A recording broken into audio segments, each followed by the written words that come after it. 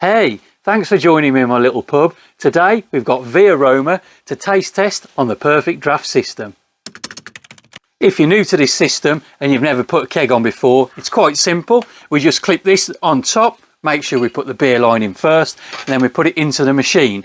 Now there's full instructions on the side of the machine, instructions on the keg, and instructions all over the internet. In fact, I've even made a full-length video myself showing you exactly how to set them up. So this one's been pre-chilled. It's actually been in the machine for a day already, I think, maybe two. We're just going to lock it in. When it locks together, we know that it starts to chill down. Now it's saying 9 degrees C. I hope it's not 9 degrees C, because when I took it out of there about 10 minutes ago, it was 3 degrees C. So let's hope it'll get down to it. It's down to 7 already. Right, so Via Roma. Let's get a couple of glasses to start with. I've got a tulip glass there. They're my favourite glasses. Used to drink out of those all through my life, drinking bitter, mild, and then onto lagers. And then this is the sort of new style glasses that they use, stem glasses for continental lagers. Now both of these are nucleated. They've got little grooves cut in the bottom, you may be able to see there, a couple of drops, and that one's got a bit of a funky pattern on there. Not quite sure where I had this one from. These were bought from Asda, I think. These this one here, stamped up a pint and everything. I'm not sure. You get loads of these in second-hand shops and things, but hey ho. Right, nucleated glasses, they keep the fizz in the lager, keep the head on it, right? Via Roma. I'm laughing already because I had to Google it because I'd never heard of it before, right? Perfect Draft. I ordered a keg a couple of weeks ago, I think, if not more than that. Perfect Draft have got a bit of a push on it at the moment. I had an email today saying 24% off, and I thought, right, I've got to get home, get that keg on, give it a test, see if I like it, because if I like it, 24% off is a good saving, and I need to order some straight away. So the keg was already in. I was just making sure it was down to temperature. We got it down to 4. It's gone green. That'll do for me. But listen to this, right? Via Roma, or Via Roma, is a modern flourish for the modern day tastes. It's an Italian lager, refreshed with a crisp and dry, refreshing flavour with a slight sweetness.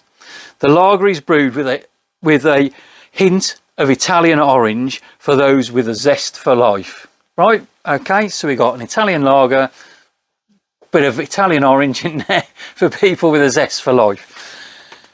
It's brewed in the UK under licence, so there you go. It's brewed in the UK, but again, one of the biggest hits at the moment is Madri. I do quite like a pint of Madri. It's about my sort of ABV, 4.5, 4.6. That'll do me, and that is brewed here in the UK, and that's been a huge success. So I don't know why this wouldn't, as long as it tastes all right. We'll see, won't we? But you know, zest for life. It's Italian oranges and whatever. You know, it's all a bit of theatre, isn't it? It's 4.5%, which is about where I like my lagers, really. 4.5% a good strength. You can get a few down and get a bit of a feeling off it, and it's not too strong that you're wobbling all over the place. So that out of the way, we know where it's from and what it's done. And if you're quick enough, or I'm quick enough to get this out, there's a discount on it. They're always running discounts at the moment on the run up to Christmas anyway. There'll be 15% off 3 kegs, maybe a couple of quid off a machine and a bundle, or even the Pro machine. Which reminds me, while you're here, if you could give me the thumbs up and subscribe, that would be great, thanks. And if you do buy anybody a machine or anything from Perfect Draft, if you use my code underneath, I'll get a couple of quid sent my way in beer tokens, which allows me to buy these beautiful kegs that I have behind me, which I can put on and taste test for you. So I'm working my way through the list and ticking them off as we go. I don't think I'm even halfway yet, and it's been fun. I've had some great ones. I've had some, let's be kind and say, not so great ones, but we'll see how this goes. Right, let's get it poured. Now, pouring with these machines, they're built for continental style beers, so when you pour it, you generally get a larger head.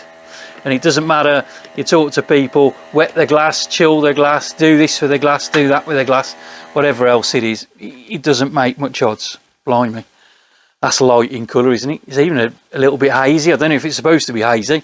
The date on this is 1st of Jan 25, I think, so there's plenty of life left in it apparently. So first pour off, a little bit of haze in there, and a larger head. This one looks a bit better, doesn't it? Hey, there we go.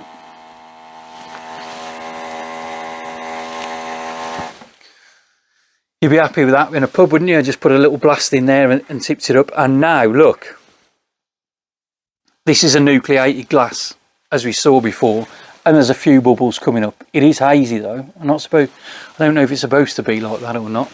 I'll have to look. Maybe. Oh, I think that one looks a bit clearer. I think that's just because it's chilled on the glass. But you will see with that, look at the bubbles. Can you see them flying up the glass? It's a great glass, this is. I don't even know where I got it from, so I can't get another. But anyway, the fizz stays in there. And even though there's not a lot of bubbles in that one, the head's still on and it's not really going anywhere. And as I said, these machines, now, when you're pouring from them, you tip the glass up, you can put the nozzle in, by all means do that and keep it there. But you've got to keep things clean. In between kegs, make sure you wash everything through properly, wash the drip trays and things. The problem is with a shed, you keep it warm, you'll get flies and all little bits and pieces. And I noticed a couple of fruit flies flying around in here today.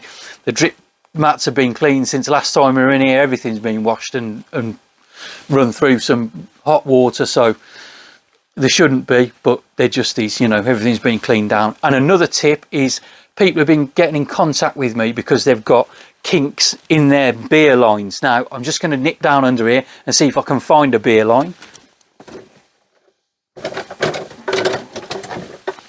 Here you go. You ever need a beer line, come to Jimmy. I got loads of them. I try and save them all. Now, these are how the beer lines used to be, right? They were always straight as a die. They were great. Yeah, brilliant. Never a kink or anything in them. Now, this one, I don't know if there's a little bit of a flat spot, but they've started coming lately with a bit of a flat spot in. Right, kinked over, not as badly as that, but when they're in the packaging you can see that they've been squashed down a little bit. This is why I started keeping these when there were some problems with them and people getting in touch and saying, Jim, the lines are a bit kinked and we're getting a bit of fizz and a bit more froth with a lager than we should do. I was like, right, I'll be a bit mindful of this in every keg that we go through. That's a lot of kegs. But every keg that we go through, I'll save the line and I'll wash it all through, sterilise it, make sure it's clean. And if I ever get a bad one, I can change it over. See, we've got a bit of a drip on there. Now, I'm not sure if that's because of a kink in the line. It was a little bit bent when I put it in. But what you have to do with those, when you get them, run them through some hot water. Now, I always run some water through the line anyway. When the line comes, you never know what sort of rubber or whatever's in there, so run it through with some hot water, as hot as you can out of your hot tap, and flush it all through, and the line should sort of, you know, go pliable in your hands, and you can sort of roll it round and get that kink out of there, and the tube's pretty much good. If there's enough interest, I can make a video on that and show you exactly what I do and how to do it, so that's no bother. Right, I'm just going to put a little bit a drop more in there, look, just to bring it up to the top again. See, you'd be happy with that, wouldn't you, in a pub? But we want to find out what it tastes like. So it's orange zesty Italian lager from the UK, right, 4.5%. Now I'm going to enjoy, well, I hope I'm going to enjoy this.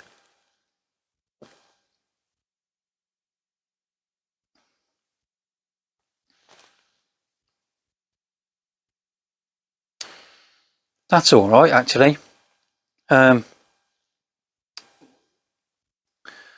of a metallic-y aftertaste. I'm not sure that's because this one's a bit cloudy or not, but there's a hint of orange. But do you know when you get a lager sometimes, and the can's like, I don't know, you can taste a bit of tinniness in the can. It's a bit like that.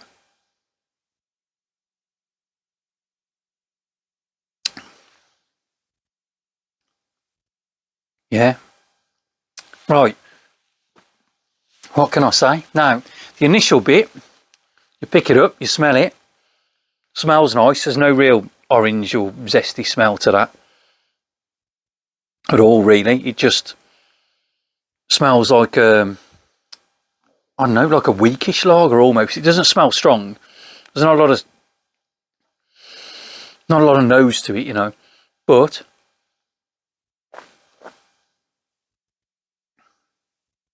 taste it, and when it's in the mouth, God, it tastes lovely. Drink it down, that's really nice, but bit of a strange aftertaste. Now, I'm not sure if that's to do with the keg I've got, or that is the actual taste of the thing, but there is a hint of orange when it's in the mouth. There is honestly a hint of orange when it's in the mouth. I'm not sure if they're Italian oranges or not, whether they bought them over, or whether it's just something to do with the hops, or just some flavouring they put in, but we'll see.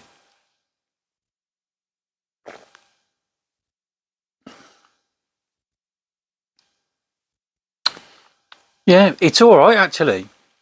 It's all right. Bit of a funny aftertaste. I don't know. Well, if I probably get about 5 or 6 down, we might get rid of that aftertaste, don't we? But it's not bad. It's cold. It's cold. I'll give it that, like 3 degrees C on there.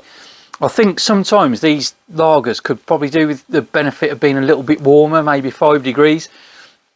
Maybe I should invest in a pro machine, and then I can adjust the temperature.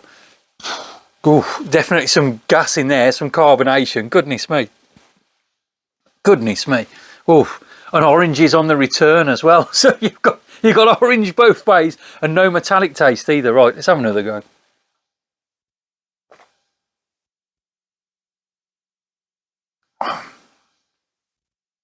Yeah, that's all right.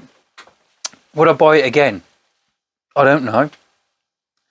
24% off email I got today. I'll probably give it a go. That's one for in the store cupboard, isn't it? You got some people coming round. You can fire a couple of these kegs through. It's no bother, is it? And save the good stuff for when they've gone. But no, don't let them know that. Just say, I've got some fine Italian lager here, friends. Would you all like to partake in a few? And I'm sure they'd be happy until they Googled it. But yeah, it's not bad. It's not bad. Now, if you've seen these videos before, I'm a big fan of it. I'm probably 1 pint down. I'm probably on that one, and I'm probably pouring a third by now. So it's definitely not up there in my sort of top 5, but I think it's worth a go. While there's a discount on it, I'll probably order some, and I'll see if the new keg tastes a little bit different. I'll also go on the forums. If you're on the Perfect Draft forum, I'll go on there as well and just have it on, what are we on Facebook? I think it is Perfect Draft Group. Go on there and I'll just ask a few people if they've had any sort of similar experiences. And if you can, if that's how it's supposed to be, that's what it's like. If it's not, then you can sort of take up the issue with Perfect Draft. They'll give you a number and just go through customer services, and fingers crossed, they normally sort things out. You know, they're quite good, and they'll tell you what it is or which batch it is, and they can sort things out for you. So that's no problem. But let's just try again. No point quitting, is there? You know, we give it another shot.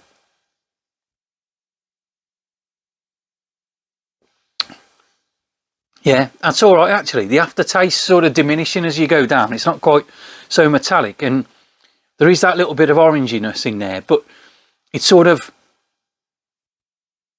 I don't know. It says a sweeter taste. I think there's more of a bitter taste to it, and I think the more I drink this, the more I'm sort of enjoying it really. And if you get a sort of tip-top keg, then I'll be happy with it. But I'll buy another one and see how we get on, or we'll see how we get on with this one, and then see what we can do. But there you go. That's Via Roma then, or Via Roma, however you pronounce it. The Italian lager with the essence of Rome, brewed in the UK, 4.5% on the Perfect Draft system. So I'm going to get this one down, and then I'll try and force another one down and see how we get on. Hopefully we'll improve. There you go. Cheers. Thanks for watching. I really do appreciate it. Anything nice to say about this, pop it in the comment section below. And remember, thumbs up and subscribe if you can. I'm Jimmy the Mower. I'll catch you on the next one.